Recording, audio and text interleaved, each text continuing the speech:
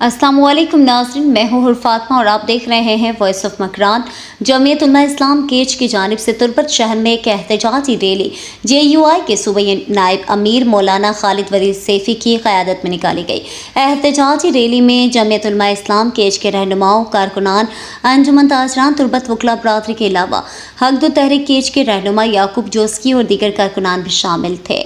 Rally dengue virus के खात्मे के लिए फौरी इक़दाम, सिटी प्रोजेक्ट्स की तकमील, मकरान में गैर एलानिया बिजली की लोड शेडिंग, बॉर्डर करप्शन का खात्मा, बॉर्डर पर मज़ीद क्रॉसिंग पॉइंट्स खोलना और दीगर अवामी इशूज़ के हवाले से निकाली गई थी।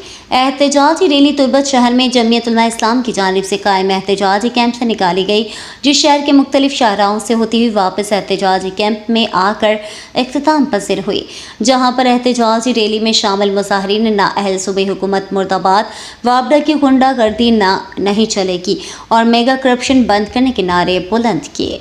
इस मौके पर मौलाना खालिद वलीद सैफी ने कहा कि हमारी तहरीक इस वक्त तक जारी रहेगी जब तक हमारे मुतालबात और अमली नताइज सामने नहीं आएंगे।